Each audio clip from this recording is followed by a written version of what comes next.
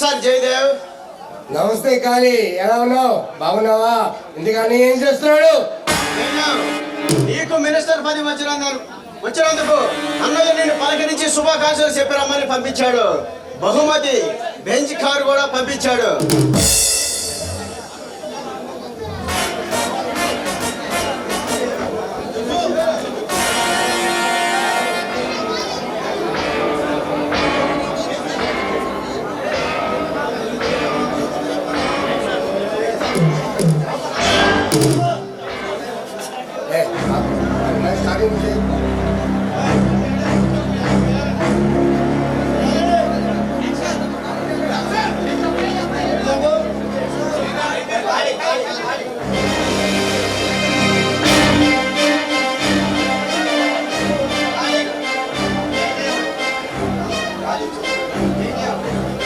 జయదేవ్, నీకు మినిస్టర్ పదవి వచ్చినందుకు అన్నయ్య నిన్ను పలకరించి శుభాకాంక్షలు చెప్పి రమ్మని పంపించాడు. బహుమతి నీకు బెంజ్ కారు కూడా పంపించాడు. కానీ ఆనాడు అన్నయ్య అంగంతో అసెంబ్లీ అడుగు పెట్టాడు, ఈనాడు మినిస్టర్గా ఎదిగాడు. ఏమడుగుతాయ్యా 47 కదా? ఈ జయదేవ్కి సీకు చింత ఏమీ ఉండదు.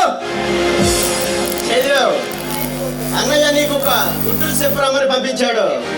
ఏంటి కానీ అది?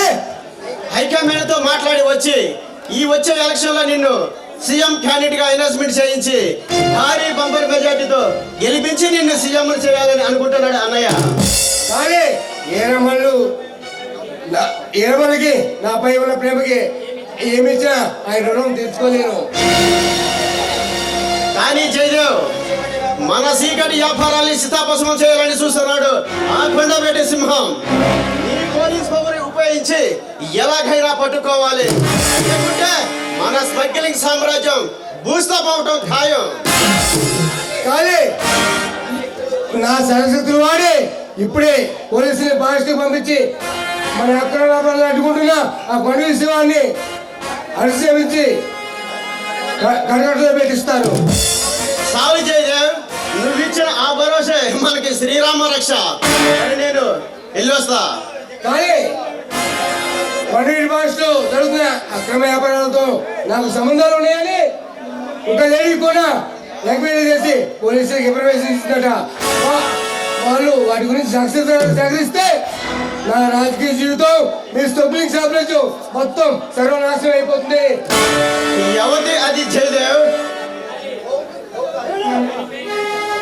కానీ దాని పేరు కవిత, న్యూస్ రిపోర్టర్.